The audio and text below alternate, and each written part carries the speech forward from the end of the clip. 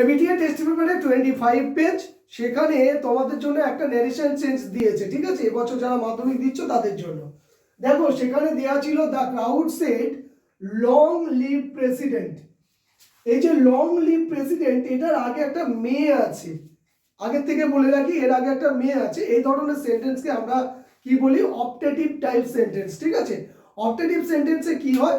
Wish করা, pray করা বোঝায়। তোমরা শুনে থাকবে গড ব্লেস ইউ, তার মানে may God bless you. May you live long, তুমি অনেক দিন বাঁচো। মে ইউ বি সাকসেসফুল, তুমি জীবনে সফল হও। এই ধরনের সেন্টেন্সে আমরা উইশ করি অথবা প্রে করি।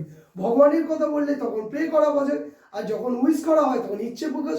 এখানে দেখো ইচ্ছে প্রকাশ করছে যে তোমার প্রেসিডেন্ট যেন অনেক দিন বাঁচে। তাহলে আমরা কি করব? এই রিপোর্টিং ভার্বের জায়গায় সব সময় ওইটা কি করব? হয় উইশ বসাবো না প্রে বসাবো। আচ্ছা, ওই এখানে তো উইশ বসাবো কারণ ইচ্ছে প্রকাশ করছি, তাহলে আগে ওইটুকু করে নিই। দ্য ক্রাউড, CROWD, ক্রাউড, সেডের জায়গায় কি বললাম? WISHED, wish. এই পর্যন্ত তোমরা বুঝতে পারলে। এর পরের নিয়মটা হচ্ছে যে এই ধরনের সেন্টেন্সে মাঝখানে লিঙ্কার্সের জায়গায় আমরা একটা দ্যাট বসাবো। আমি দ্যাট বসালাম। তারপরে নিয়ম হচ্ছে সাবজেক্টটাকে আনতে হবে। মূল সাবজেক্ট কে বলতো? প্রেসিডেন্ট। তাহলে আমি প্রেসিডেন্টটা লিখে দিচ্ছি, PRESIDENT, প্রেসিডেন্ট।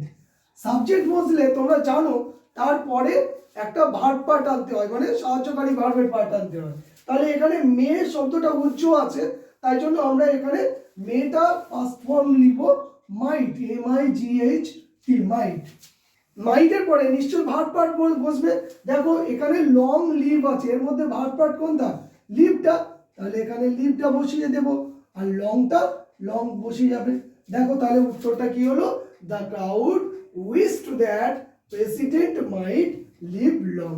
একইভাবে তোমাকে যদি may you be successful, may our leader live long, এটার ক্ষেত্রেও একইভাবে উত্তর করতে পারবে।